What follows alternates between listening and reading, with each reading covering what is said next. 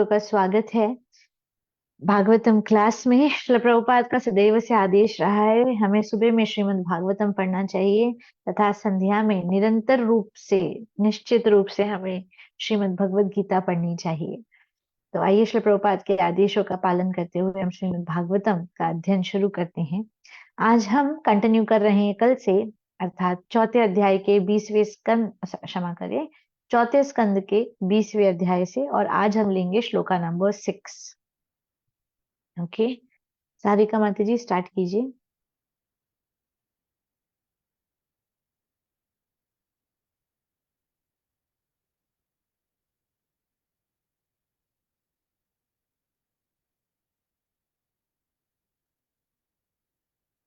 सारिका माता जी। जी माता जी, मेरा ना जरा फोन हैंग हो गया था।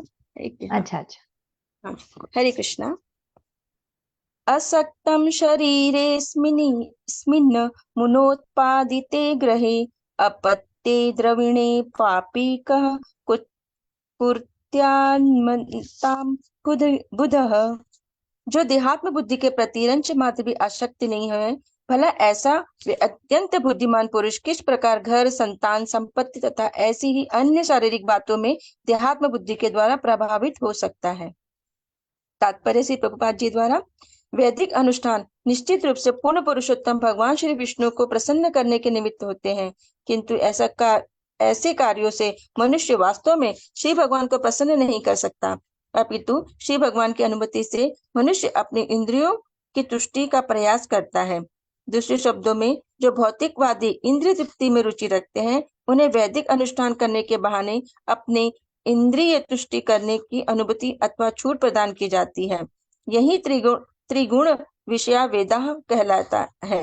वैदिक कार्य तो भौतिक प्रकृति के तीनों गुणों पर निर्भर करते हैं। जो लोग भौतिक स्थिति से ऊपर उठ चुके होते हैं, वे ऐसे वैदिक कृत्यों को तनिक भी परवाह नहीं करते, अपितु वे तो पूर्ण पुरुषोत्तम भगवान की दिव्य प्रेममय सेवा जैसे उच्चतर कार्यों में रुचि रखते हैं।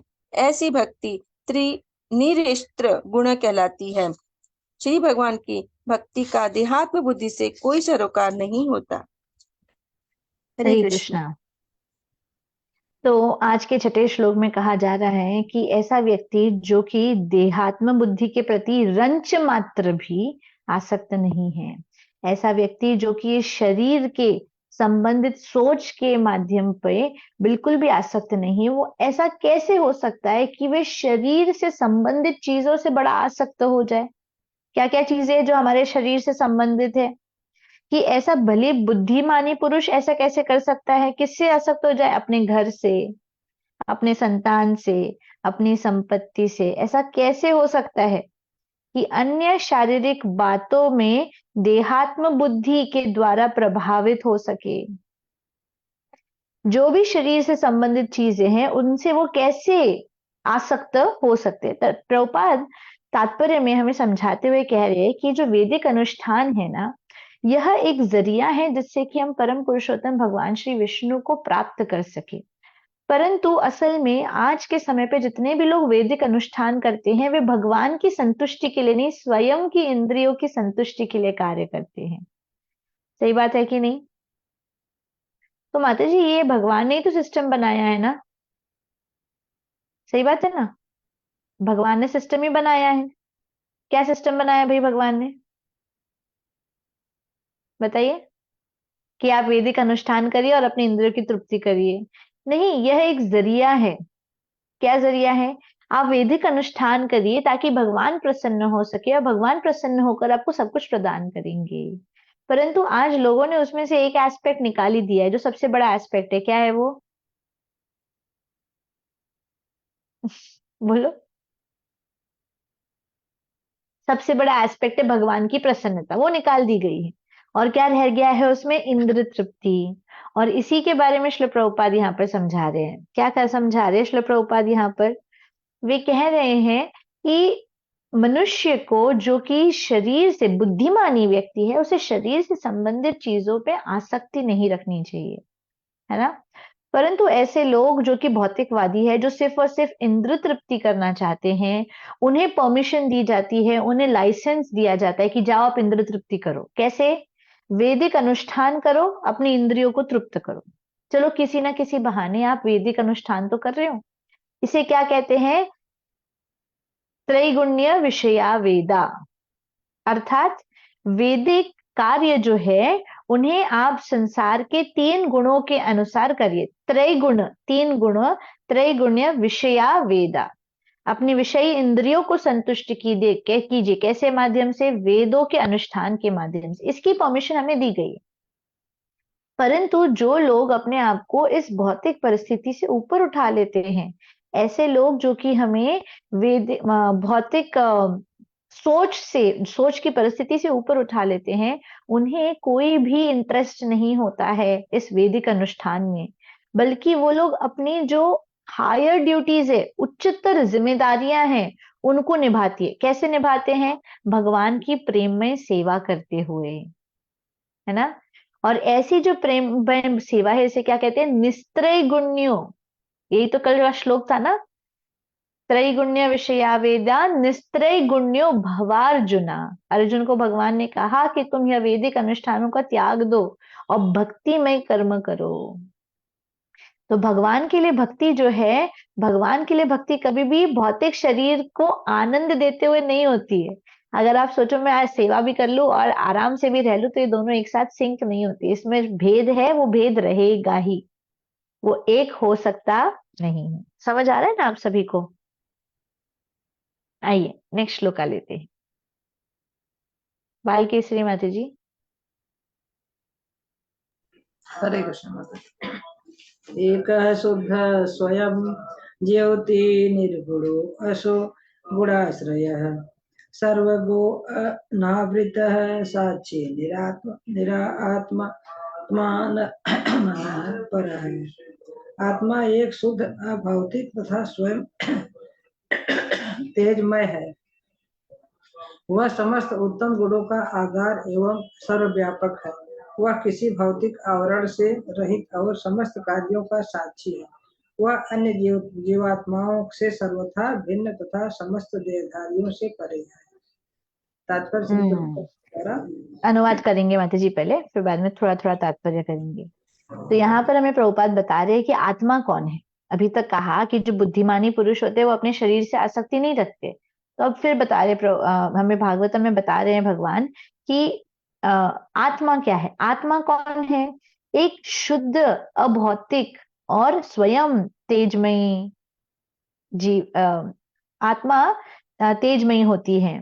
तो 3 चीजें होती है आत्मा की परिभाषा में। क्या क्या चीजें है? वह शुद्ध है, वह अभौतिक है, मतलब भौतिक चीजों के लिए आत्मा को आसक्ति नहीं होती है, और स्वयं तेज में, उसका स्वयं का ही तेज होता है, और वह समस्त उत्तम गुणों का स्तोत्र होती है, सर्वव्यापक होते हैं। मतलब आत्मा के अंदर जितने भी उत्तम गुण हैं वो सभी के सभी रहते हैं सदैव से। वह किसी भौतिक आवरण से रहित, किसी भी भौतिक आवरण उसको ढकता नहीं है। जैसे ये शरीर है, हमारी आत्मा को ढक नहीं सकता है। वह आत्मा अपने मन से यहाँ पर बैठकर अपने आप को, हमारे शरीर को चला रही है, और वह समस्त कार्यों का साक्षी है। हम देखते ना, इधर देखा, चलो कर बैठो।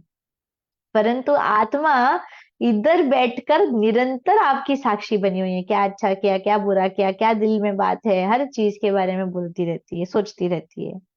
वह अन्य जीवात्माओं से सर्वथा भिन्न है तथा समस्त देहधारियों से परे है।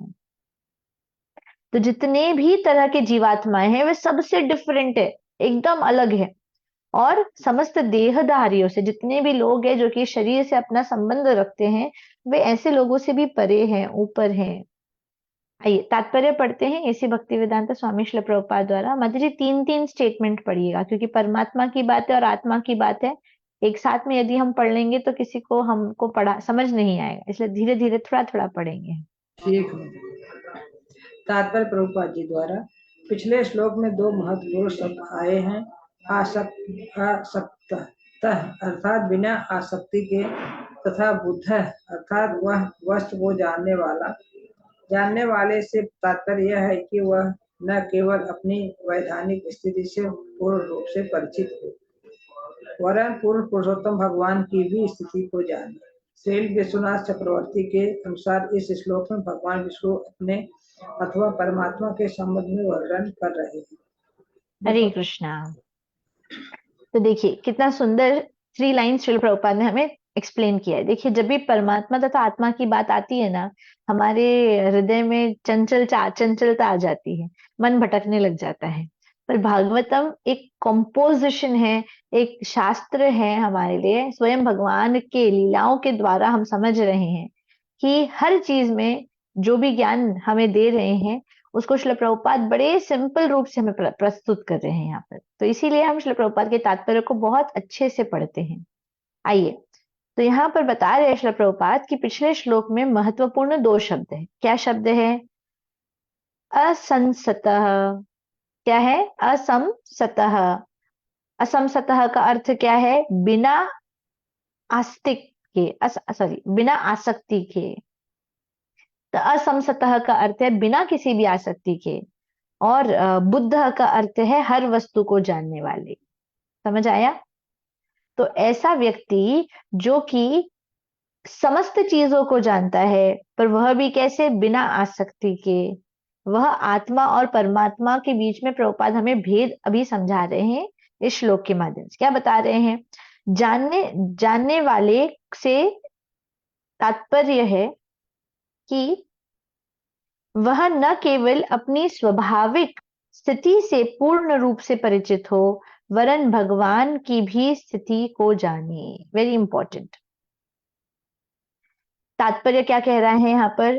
कि हम अपनी स्वाभाविक स्थिति से पूर्ण रूप से परिचित हैं। हम सब जानते हैं हम कौन है ना? इस संसार में आए हैं तो हम पूरी तरह से जानते हैं हम कौन हैं, तथा हम ये भी जानते हैं परम पुरुषोत्तम भगवान की परिस्थिति क्या है, वो कौन से स्थिति पर सिद्ध रहते हैं। अब यहाँ पर विश्वनाथ चक्रवर्ती ठाकुर स्वयं हमें बता रहे हैं कि परमात्मा क्या है। और परमात्मा सदैव से आत्मा से तथा इस संसार से भिन्न रही है। भिन्नता है, आत्मा और इस संसार के बीच में भिन्नता है, डिफरेंस है। कैसा डिफरेंस है? श्री विश्वनाथ चक्रवर्ती ठाकुर ने श्लोक में विष्णु तथा अपने परमात्मा के संबंध के वर्णन के बारे में वर्णन किया। तो परम पुरुषोत्तम भगवान विष्णु कौन है और परमात्मा कौन है, हमारी आत्मा क्या है, उसके बारे में इसका वर्णन है। आइए आगे पढ़ते हैं। परमात्मा सदैव देहधारी आत्मा से तथा भौतिक जगत से भी भिन्न है। परमात्मा क्या है? ऐसे लोग जो कि अपने आप को इस आत्मा से जोड़ते हैं, शरीर से जोड़ते हैं। परमात्मा इन सभी चीजों से भिन्न है, डिफरेंट है, अलग है। तो क्या है वो? अतः उन्हें पर कहा गया है। पर का अर्थ है भगवान एक है। पर शब्द यूज किया गया है। पर नहीं, परा यूज किया गया है। परा शब्द का अर्थ क्या है? कि भगवान एक है। भगवान एक है, जबकि इस संसार में आए हुए बद्ध जीव विभिन्न रूपों में रहते हैं। क्या? भगवान एक है, और जबकि संसार में जितने भी बद्ध जीव आए हैं वो कैसे हैं? विभिन्न रूपों में रहते हैं। किस रूपों में रहते हैं बताइए?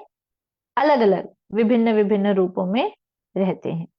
ये देवता, मनुष्य, पशु, वृक्ष, पक्षी, मधुमक्खी इत्यादि रूपों में रहते हैं। किस में रहते हैं यह? तो इस संसार में जब बद्ध जीव आता है तो परमात्मा अनेकों रूपों में रहते हैं। किस रूपों में? पूरा वर्णन है। देवता के रूप में भी है परमात्मा, मनुष्य में भी है, वृक्ष में भी है, पक्षी में भी है, छोटी सी मधुमक्खी में भी है, इत्यादि अनेकों रूपों में परमात्मा स्थित है। इस प्रकार जीवात्मा एक न होकर अनेक है। क्या है? जीवात्मा क्या है? एक नहीं होकर क्या है? अनेक है। हमारी जीवात्मा एक है, पर टोटल यदि गिना जाए तो जीवात्मा कितनी है? एक नहीं, अनेक है, बहुत सारी है। जैसा कि वेदों में पुष्टि की गई है। वेदों में क्या कहा गया है? तो वेदों में यहाँ पर कहा जाता है नित्य नित्यान चेतना चेतनाम। ऐसी जीवात्माएं जो अनेक है और संसार में बंधी है, शुद्ध नहीं होती, किंतु भगवान शुद्ध है और अनासक्त है। तो ऐसी जितनी भी जीवात्माएं हैं जो एक है और संसार में अनेक है, हम शुद्ध नहीं है, परंतु भगवान क्या है? वे शुद्ध है। समझ आ रहा है ना? भगवान जो है वो शुद्ध है, परंतु हम शुद्ध नहीं है। भौतिक देह से ढके होने के कारण जीवात्माएं आत्मा तेजोमय नहीं होती, जबकि परमात्मा स्वतेजोमय होती है। अब यहाँ पर कहा जा रहा है क्योंकि जीवात्मा भौतिक देह से ढकी हुई रहती है, इसीलिए उसमें तेज नहीं होता। श्लोक में कहा गया है ना, जो यह श्लोक है इसमें भगवान क्या कह रहे हैं, आत्मा कैसी होती है, तीन चीजें बताई है, शुद्ध, अभौतिक और स्वयं तेजोमय। तो हम पूछेंगे माता जी हमारा तेज कहाँ है, हमारा तेज क्यों नहीं दिखता? क्योंकि हमारी आत्मा इस भौतिक देह से ढकी हुई है। प्रभुपाद कह रहे हैं क्योंकि हमारी आत्मा ढकी हुई है, इसीलिए हमारा तेज अभी नहीं दिखता, वो ढका हुआ है। जब जबकि परमात्मा स्वयं तेजोमय है। परमात्मा कैसी है? परमात्मा जो है वह स्वतेजोमय है, उनका स्वयं का तेज है। जीवात्मा प्रकृति के गुणों से दूषित होने के कारण सगुण कहलाते हैं। क्योंकि हम जीवात्मा हैं, हमें संसार में हैं, इन तीनों गुणों का असर हम पे पड़ता रहता है, इसीलिए हम कहलाते हैं क्या? सगुण। सगुण का अर्थ क्या होता है? अनेकों गुणों से जो प्रभावित होता है, जो तीन गुणों से। जबकि परमात्मा भौतिक गुणों पर निर्भर न होने के कारण निर्गुण कहलाती है। परमात्मा क्या इन भौतिक तीन गुणों के ऊपर डिपेंडेंट है? नहीं, इसीलिए उनको क्या कहते हैं? निर्गुण। समझ आया? हमारी आत्मा क्या है बताइए? सगुण निर्गुण, निर्गुण है। है समझ हमारी गए। आत्मा। हमारे पर गुण हमारी, पड़ता है। वापस बोलिए। हमारे पर सभी तीनों गुणों का प्रभाव पड़ता है हमारे ऊपर। सगुण है हम। Okay, okay. हाँ, हमारी आत्मा माता जी तेजस्विनी है, लेकिन वो शरीर में ढकी हुई है। ओके। यहाँ पर जो वर्ड कहा गया है, यहाँ पर बताया जा रहा है सीधा सीधा, हमारी आत्मा क्या है? सगुण है, परंतु परमात्मा क्या है? निर्गुण है। भगवान की जो है, जो सब कुछ हमारे हृदय में इंस्ट्रक्शंस देते हुए करवा रहे हैं, वो क्या है? निर्गुण है। आइए आगे बढ़ते हैं। प्रकृति के गुणों से दूषित होने के कारण जीवात्मा गुणाश्रित है, जबकि भगवान गुणाश्रय हैं। क्या है? हम गुण के आश्रित हैं। इन तीन गुणों के अंदर हमने आश्रय लिया है। क्षमा करें, हाँ हाँ सही है। गुणों से, ये जो तीन गुण हैं, इनसे दोषित होकर हम क्या हो गए हैं? हम इनके गुणाश्रित हो गए हैं, हमने इन गुणों का आश्रय लिया हुआ है। जबकि भगवान क्या है? गुण आश्रय। भगवान ने इन तीनों गुणों का अपना आश्रय दिया है। समझ आ रहा है ना सभी को? देखिए फिलॉसफी है, ये समझना आवश्यक है, और इसको ध्यान से हम नहीं समझेंगे तो नहीं समझ में आएगा। सुनिए ध्यान से, समझने का प्रयास कीजिए, अपने आप भगवान कृपा करेंगे। क्या कहा जा रहा है? जीवात्मा क्या है? गुणाश्रय, तीन गुणों के आश्रय में है। भगवान, सॉरी मैंने गलत कहा। हम क्या है? जीवात्मा क्या है? गुणाश्रित है। किसके? जीवात्मा जो है, जितनी जो तीन प्रकृति के गुण हैं, उनके आश्रय में बैठे हुए हैं। परंतु भगवान कौन है? गुणाश्रय है। भगवान ने इन तीनों गुणों को भी आश्रय दिया हुआ है। बद्ध जीव ही बद्ध जीव की दृष्टि भौतिक कल्मश से ढकी रहती है, अतः वह अपने कर्मों के कारण को तथा अपने विगत जीवन को नहीं देख सकता। क्या? बद्ध जीव की दृष्टि भौतिक कल्मश से ढकी रहती है। बद्ध जीव की दृष्टि जो है कैसे ढकी है? भौतिक कल्मश से। हम कोई भी चीज देखते हैं तो अपने शरीर के संबंध में हर चीज को देखते हैं, भगवान के संबंध में नहीं। ठीक है? जबकि अतः वह अपने कर्मों के कारण को तथा अपने विगत जीवन को नहीं देख सकता। इसीलिए हम नहीं जानते कि मैंने ऐसे कौन से कर्म किए थे कि मुझे यह फल मिल रहा है, पहले क्या हुआ है, अब क्या हुआ है, यह सब चीजों को हम अभी नहीं समझ सकते। करेक्ट? फिर क्या कहा जा रहा है? किंतु भगवान भौतिक देह से प्रच्छन्न न होने के कारण जीवात्मा के समस्त कार्य के साक्षी है। परंतु भगवान जो है क्या वो इस भौतिक शरीर से आश्रय में आ जाते हैं क्या, या ढक जाते हैं? नहीं, वो प्रच्छन्न है, अलग है। इसीलिए भगवान समस्त कार्यों के साक्षी है। इसने पिछले जन्म में क्या किया था जिसकी वजह से इसको ये फल प्राप्त हो रहा है, भगवान जानते हैं। हम बोलते हैं ना, हाय राम मैंने इतना किया लोगों का जिंदगी भर और यह दिन दिखने मिल रहा है। अरे अभी का नहीं है, अभी अच्छा किया है ना, पिछले जन्मों में क्या किया है, उसके पिछले जन्म में क्या किया है, उसके पिछले के पिछले जन्म में क्या किया है, अनेकों जन्मों में क्या क्या किया है नहीं पता।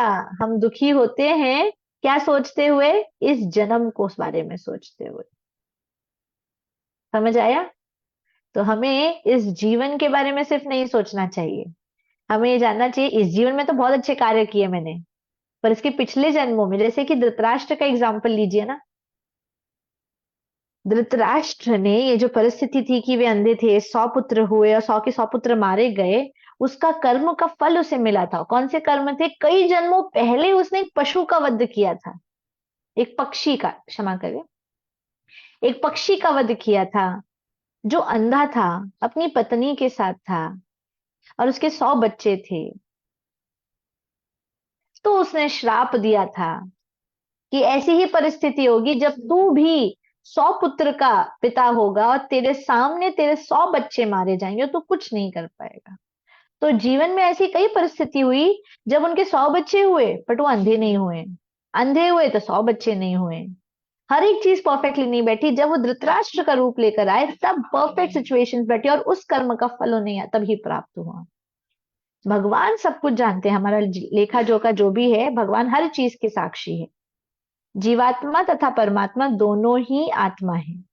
वे गुण में एक है किंतु वे कई प्रकार से विभिन्न भी है। विश्वात्मा है छह ऐश्वर्य के संबंध में जो भगवान में पूर्ण रूपेण विद्यमान है। ठीक है, दोनों जीवात्मा और भगवान दोनों आत्मा है, परंतु भगवान कैसे हैं? पूर्ण है।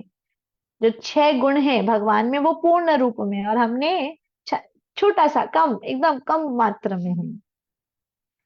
पूर्ण ज्ञान का अर्थ होता है जीवात्मा अपनी तथा परमेश्वर की स्थिति को जाने, यह पूर्ण ज्ञान है।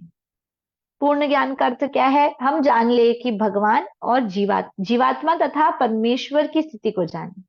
हम जीव है, हम बद्ध है, पर भगवान क्या है? वे दिव्य है। समझ आ रहा है आप सभी को? किसी को डाउट है यहां तक? अगर ये चीज को हम समझ लेंगे तो ऑटोमेटिकली हमारी स्थिति क्या हो जाएगी? हम पूर्ण ज्ञान प्राप्त कर लेंगे। ठीक है, तो हमें यह बात को समझना बहुत आवश्यक है कि भगवान हर चीज को देख रहे हैं। भगवान हमारे आज, कल और आने वाले भविष्य को देख रहे हैं, पर हम क्या देखते हैं? सिर्फ हमारा आज देखते हैं और उसके शरीर के संबंध में सारे रिश्तों को टटोलते हैं। ओके, ग्रंथराज श्रीमद् भागवतम की जय। जगत गुरु श्रील प्रभुपाद की जय। आज एकादशी है तो आप सबसे निवेदन है अधिक से अधिक जप कीजिए, हरि नाम का श्रवण कीजिए। भागवतम में कथाएं हैं बट कथाओं के साथ यह फिलॉसफी भी आती है, और जब फिलॉसफी आती है तो लोगों को लगता है हाय राम अब नहीं समझा कुछ, परंतु यह जानना बहुत जरूरी है। जब भी हम दुखी होते हैं तो हमें ये समझ में आना चाहिए क्योंकि मैं एक आत्मा हूं, मैं एक शरीर से ढका हूं, इसीलिए मैं कुछ चीजों को जानता नहीं हूं। पर भगवान तो दिव्य है, वो गुण आश्रय हैं और इसीलिए वे जानते हैं। इसीलिए भगवान कहते हैं बार बार मुझ पर आश्रित हो जाइए, मैं संभाल लूंगा सब।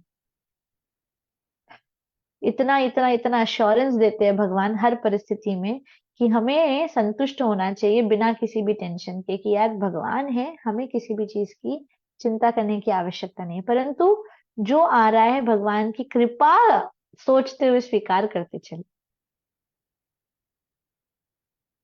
ठीक है, ठीक है, आप में से किसी भक्त का कुछ प्रश्न है तो आप पूछ सकते हैं। हरे कृष्णा माता जी। जी माता जी। माता जी, यहाँ पे भगवान के 6 ऐश्वर्य के बारे में बताया ना, 6 ऐश्वर्य क्या है मतलब? बताइए, किसको पता है क्या है 6 ऐश्वर्य? नहीं पता? ठीक है, तो भगवान के पास पूर्ण रूप में सुंदरता है, ज्ञान है, नॉलेज, बुद्धि, इंटेलिजेंस है, फेम, करेक्ट, धन पूर्ण रूप में, ये सब, और वैराग्य, ये हो गई छह चीजें। हमारे पास धन है, हाँ थोड़ा सा, सुंदरता इतनी सी, बुद्धि मेरे पास तो बिल्कुल नहीं है, और इंटेलिजेंस देखिए, हाँ नॉलेज, बुद्धि, मतलब knowledge and intelligence are two different things.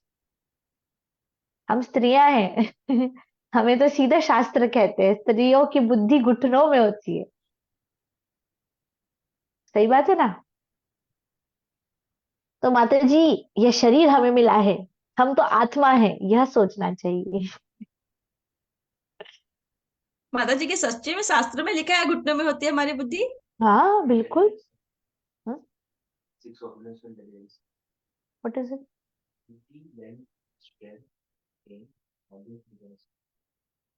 What did I miss? नहीं,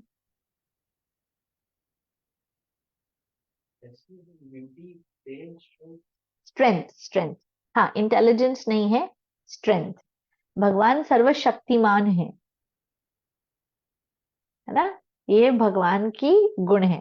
हाँ, आप क्या पूछ रहे सारिका माता जी? सच में कहा गया है, हाँ बिल्कुल, शास्त्रों में कहा गया है कि स्त्रियों की बुद्धि घुटनों में होती है। इसीलिए माता जी हमेशा बोलती थी कि स्त्रियों को किसी न किसी के शरण में रहना बहुत जरूरी है। और पिता, पुत्र और पति, यस। इनको हमेशा सुरक्षित की जरूरत पड़ती है, क्योंकि नहीं तो इनका, मुझे वर्ड्स नहीं आ रहा माता जी बोलने के लिए। हाँ, सही कह रहे हैं आप, ये बिल्कुल सही है। हमें यह चीज कार्य क्यों करने पड़ते हैं? क्योंकि हम इमोशनली डिसीजंस लेते हैं, हम भावनात्मक होते हैं, और हमें जो डिसीजंस बड़ी बुद्धि के साथ लेने चाहिए वो हम नहीं ले पाते हैं। तो आगे आने वाले स्कंदों में हम इसके बारे में भी अध्ययन करेंगे, क्यों ऐसा कहा जाता है। और प्रभुपाद ये भी कहते, तो क्या हुआ था कि जब ये बात बोली जाती है तो अधिकतर माताएं जो है ना वो बड़ी दुखी हो जाती है।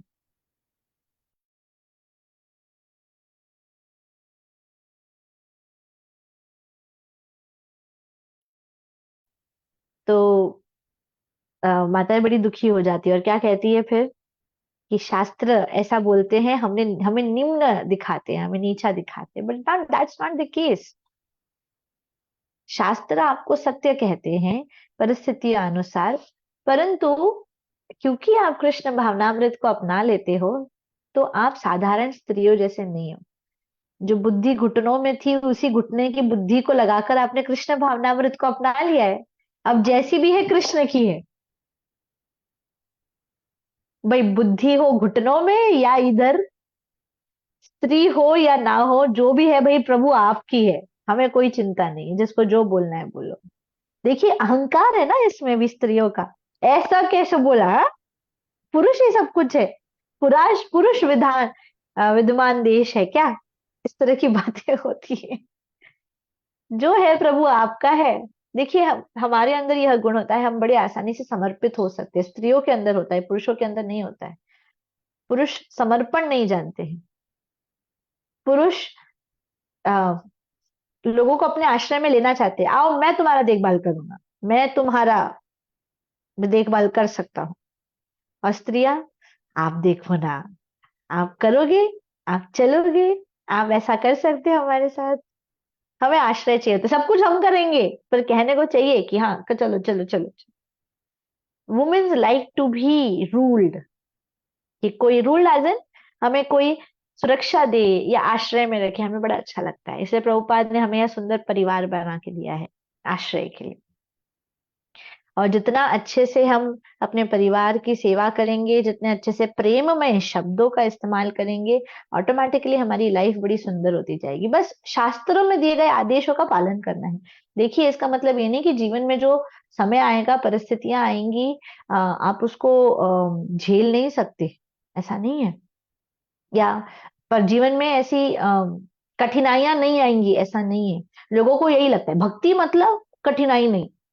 इंसान बोलते हैं, फिर वो लोग इतनी भक्ति करते हैं ये लोग फिर भी इतना दुखी रहते हैं, क्या ही है ये लोग, इससे अच्छे तो हम है, नाम ही नहीं लेते पर इतने खुश है। पर ये गलत सोच है।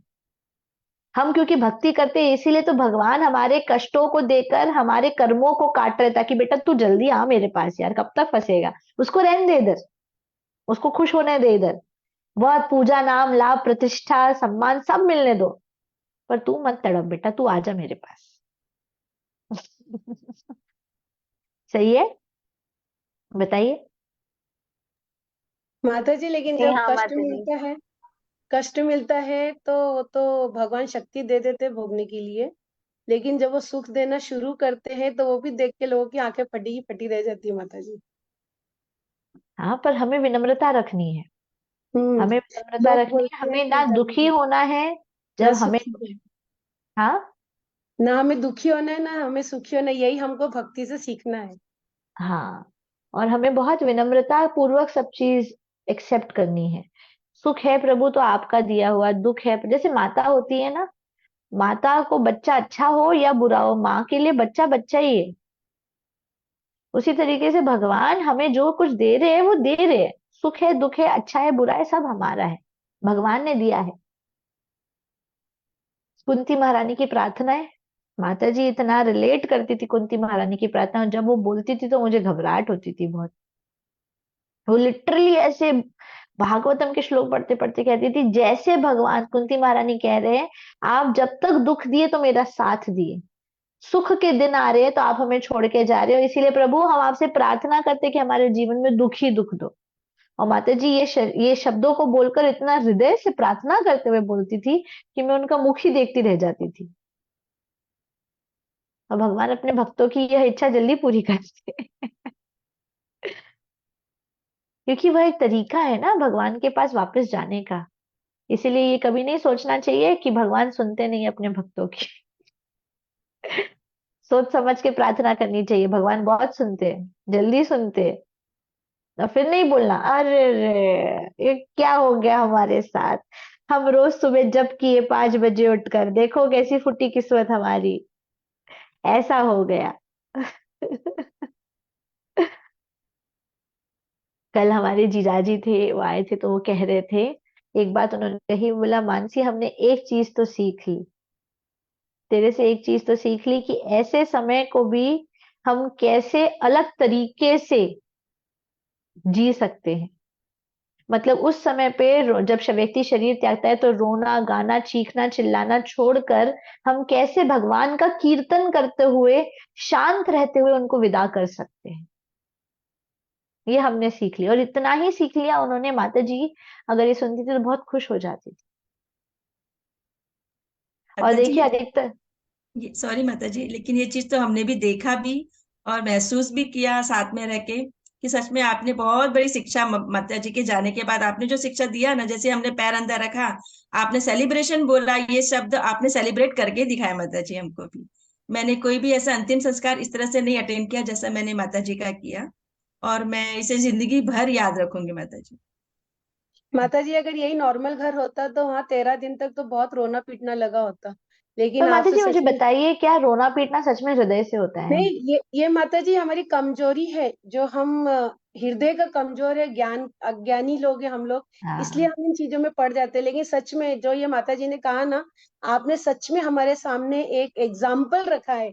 मतलब स्टार्टिंग में फर्स्ट डे हम भी रोए माता जी के लिए, लेकिन फिर आपको देखने के बाद हमको ऐसा लगा नहीं, स्ट्रांग होना चाहिए और उनसे उनके बारे में सिर्फ अच्छा सोच के उनको याद करना चाहिए। जो उन्होंने हमको सिखाया वो शिक्षा आज हमारी साबित करने का टाइम आया है कि हाँ वही। मतलब जो सीखा है उसका ज्ञान हम कहाँ तक वहां पे चल पाए उनके साथ में, वो हमने सीखा है। मैंने बहुत घरों में देखा है लेकिन रोने पीटने के साथ, लेकिन एक महान पुरुष जब धरती से जाता है तो उसके घर की जो रौनक, जो मतलब कहते हैं वर्ड्स क्या मतलब जी, मतलब जो आपने दिखाया ना वो कहीं नहीं मैंने भी देखा मतलब। और जो मेरे साथ आजू बाजू में बैठ के आपको देखते भी थे ना तो वो बोलते थे she is very great lady. नहीं मतलब नहीं ऐसा। आपने बहुत ही सही तरीके, शायद हमारी माँ भी गई थी तो हम इतना रोए थे जैसे कि दुनिया उजड़ गई, जबकि हम 55 56 साल के थे। बोलने का मतलब। तो ये हमने आपसे सीखा, और शायद आप किसी के जाने का दुख ना करते हुए यही सोचेंगे कि आज वो कृष्ण से मिलने गए, हम्म। यही हम सोचेंगे। ये जो आप कह रहे हैं ना, ये प्रभुपाद की कृपा है। हमारे अंदर यह ना शक्ति है ना बल है, परंतु प्रभुपाद जब कृपा करते हैं तो यही रूप में कृपा करी है उन्होंने, है ना। ये प्रभुपाद की कृपा है कि हमने यह समय को एक सुंदर सेलिब्रेशन, क्योंकि वे कहते हैं, ये भजन है जहां पर कहा जाता है यदि वैष्णव जाते हैं तो ये हमारे लिए सुख है। क्यों? क्योंकि इस भौतिक जगत में देखिए, अभी कोई व्यक्ति जेल से छूटता है तो दुखी होते हैं क्या? अरे राम जेल से छूट गया, अरे रे रे रे रे रे, अरे खुश होते हैं, अरे छूट गया जेल से, चलो छुटकारा मिला। तो ये भौतिक संसार इतना बड़ा जेल है जहां पर तीनों गुणों में हम पढ़ रहे हैं ना, भागवतम में बार बार क्या कहा जा रहा है, ये चैप्टर में भगवान यही कह रहे हैं। और भगवान विष्णु जो वार्तालाप जो हम सुन रहे हैं उसमें यही कहा जा रहा है, बार बार क्या कहा जा रहा है कि भगवान विष्णु ने पृथु महाराज से कहा, यह सब शब्द भगवान विष्णु पृथु महाराज से कह रहे हैं कि मनुष्य तीन गुणों के आश्रित होता है। तो हम जो भी कुछ करते हैं ये गुणों के आश्रय में रहकर करते हैं। भगवान सब चीजें ऐसे ही परिस्थितियां क्रिएट करवाते हैं इन गुणों के माध्यम से, पर प्रभुपाद जी का आश्रय इतना सुंदर है हमारे लिए कि हम हर परिस्थिति को सहन करने की वे शक्ति हमें देते हैं। और वे हमें सिखाते हैं, बल्कि सिर्फ सहन ही नहीं, सिखाते हैं कि ऐसा इस तरीके का जश्न मनाना चाहिए जब एक वैष्णव जाते हैं। ठीक है, मुंबई आ रही हूँ, आज ट्रेन है हमारी, कल पहुंच रहे हैं हम सुबह में। तो 2 दिन से हालत ठंडी हो रखी है मेरी, परसों शाम से। और क्योंकि वहीं पर हमने अपना जीवन पूरा व्यतीत किया हुआ है, वो घर घर में वापस जा रहे हैं। आवाज आवाज से समझ में आ रही है। माता जी, तो एक वैष्णव के घर में प्राण त्याग गया है माता जी। मदर जी हमारे लिए क्या है बताइए। आप अकेलापन महसूस मत करिए, हम लोग अटेंड हो सकते हैं नहीं आपके नहीं, साथ। आ जाओ घर में, आ जाओ मेरी बहुत काम है। माता आप जी मैं तो इतनी दूर हूँ, आप मेरे लिए कुछ बोलो। हाँ, मैं तो इंतजार कर रही हूँ, आप कुछ बोलो तो मैं जो हो सकता है दूर से ही। क्या करें, मेरी किस्मत ही बहुत खराब है, जब नजदीक थी तो माता जी दूर चली गई, जब माता जी चली गई तो मैं तो बहुत ही दूर आ गई। छोटा सा फंक्शन भी, मतलब फंक्शन नहीं, मतलब उनके उसमें मैं प्रस्तुत नहीं हो पा रही, मुझे उस चीज का बहुत गिला है, कोई बात नहीं, सच्ची में। कोई बात नहीं। अच्छा मदर जी बताइए क्या है, आप कब आ रहे हो, कल कब आ रहे हो, तो हम लोग कोशिश कल करते सुबह हैं। में आ रही हूँ मैं, पर अभी कल मेरा इसीलिए पर्पस है क्योंकि कल शाम को मंदिर में राम यात्रा है। शाम को 4 बजे से राम यात्रा है मुंबई में, जो भी भक्त हैं आइए। और राम यात्रा को अच्छे से अटेंड, हर एक इस्कॉन मंदिर सेलिब्रेट कर रहा है। हर एक इस्कॉन में बहुत बड़ी यात्रा निकल रही है। आज जुहू में है, आज शाम को 7 से 9 बजे तक जुहू में बहुत बड़ी सी राम शोभा यात्रा निकल रही है, जुहू बीच के ऊपर। तो अभी वापस आ रहे तो ऐसा सभी भक्तों को देखेंगे, सभी भक्त अलग अलग बातें बोलेंगे। अभी तक तो 12 दिन यहाँ पर क्या परिवार था, वो भी मेच्योरली डील कर रहे थे, हम भी मेच्योरली उनको जवाब दे रहे थे। अब वहां पर सब लोग दिखेंगे तो ऐसा ऐसा अंदर से ही। और हो सकता है अभी 12-13 दिन है। आज के दिन बताया गया है कि आज माता जी अपनी यात्रा शुरू करेंगे। आज 13वां दिन जब होता है, कल 12वें की पूजा हो गई, आज 13वें दिन पे माता जी अपना आगे के जर्नी को स्टार्ट करते हैं। तो ऐसा भी हो सकता है, प्रभु जी से बात हो रही थी कि आखिरी बाय बाय कहा जा रहा है, इसीलिए ऐसे इमोशनल हो रहे हैं। जबकि उस दिन भी तभी था ना कि है इधर ही है, शरीर भी इधर ही है, वे भी अभी 12 दिन है साथ में है हमारे हैं। अब वो आखिरी बाय बाय होगा, इसीलिए भी थोड़ा सा इमोशनल ऐसा हो रहा है। पर अभी जो बात कही आपसे, वो पुनः उससे आगे आने वाले समय के लिए हिम्मत मिली कि हमें इसे सेलिब्रेशन रखना है। भक्तों से मिलेंगे तो भी दुख तो होगा, परंतु दुखी नहीं होते हुए उसे एक जश्न के रूप में ही सेलिब्रेट करना है। हैप्पी सेलिब्रेशन रखना है, वो कभी लौट के नहीं आएंगे। और अच्छा है ना लौट के आए, क्यों आना है भाई इस संसार में। मम्मी ने कहा था कि, वे कहती थी कि जिस शरीर के लिए रो रहे हो, उस शरीर को तो पता भी नहीं चल रहा है कि आप उनके लिए रो रहे हो, क्योंकि उन्होंने ऐसे कई जन्मों में पिछले कई माता पिता, कई बच्चों को, कई सगे संबंधियों को त्यागा है। आप तो इस शरीर से संबंधित माता पिता को त्याग कर रो रहे हो, ऐसे कितने ही उन्होंने त्याग दिया है। तो उनको उन अब उनके लिए रोकर कोई फायदा नहीं है। कुछ करना है तो जो सिखाई हुई चीज है उसका, आदेशों का पालन करो और आगे बढ़ो। तो जैसे ही उनको, मैंने वही, इसलिए मैं माता जी कह रही हूँ, मैं मम्मी नहीं कह रही हूँ, क्योंकि मम्मी जैसे ही कहा जाता है तो उसमें पर्सनल रिलेशनशिप एस्टैब्लिश होता है। मेरी माँ, मेरी माँ, मेरी माँ नहीं रही, और वो सब हमें, और मन ऐसा है हमारा कि मन हमें ऐसी चीजें बोलता है, देखो दुखी हो, अब तुम क्या करोगी, अब तुम कैसे रहोगी, कितना कष्ट होगा। परंतु हमें याद रखना है कि वो माँ नहीं, सिर्फ मेरी माँ नहीं है, वो माता जी है। इसलिए मैं माता जी ही कह रही हूँ। तो वह हिम्मत देता है कि माता जी जो है, उनकी उन्होंने अपना आध्यात्मिक जीवन स्टार्ट किया है। तो हमें बड़ी अच्छी तरह से अपना जीवन जीना चाहिए और उनकी सेवा करनी चाहिए। इसीलिए जो 28 को प्रोग्राम हम करेंगे वह भी एक सेलिब्रेशन के फॉर्म में होगा। कोशिश करेंगे, अभी तो सारे सीनियर वैष्णव है, सीनियर वैष्णवास को बुलाया जा रहा है, तो देखते हैं। परंतु आप आशीर्वाद दीजिए, अभी बहुत हिम्मत चाहिए हमें 28 तारीख के लिए। माता अभी जी तक का 12 दिन का कार्य तो हो गया, पर अभी 28 तारीख के प्रोग्राम को अच्छे से मैनेज करना, सभी भक्तों को सर्व करना, सेवा करना, उसके लिए बहुत हिम्मत चाहिए। तो आप सबसे निवेदन है, आप लोग प्रार्थना कीजिए हमारे लिए, ताकि जो माता जी की इच्छा थी कि यह मेरे जाने के बाद एक बहुत बड़ा फेस्टिवल रखना, उन्होंने कहा था कि मेरे जाने के बाद बहुत बड़ा फेस्टिवल रखना, तो वही चीज को करने का हम प्रयास कर रहे हैं। सभी भक्तों को सेवा करना, मतलब सभी भक्तों की सेवा करने के लिए उनको बुलाया जा रहा है, ताकि हम उनको अच्छे से भक्तों की सेवा कर सके और वे अपनी माता जी के साथ में यादों को शेयर कर सके। तो प्रार्थना करिएगा हमारे लिए प्लीज, ताकि जरूर यह सेवा भी अच्छे से, एक आखिरी सेवा है माता जी के लिए, जो एक बहुत बड़ा कार्य है, वह भी अच्छे से हो सके, ऐसे आशीर्वाद दीजिएगा। जी माता जी, हम साथ में हैं आपके माता जी। जो भी आपको जरूरत पड़ेगी बताइएगा माता जी, जरूर करेंगे। हाँ, जगत गुरु श्री प्रभुपाद की जय। जय। हरे कृष्णा। जय। हरे हरे कृष्ण। माता जी, कल है मंदिर में यात्रा, राम यात्रा आज ही, आज ही है। आज ही नहीं, सॉरी सॉरी, कल कल 22 कल तारीख है है। ना, कल है।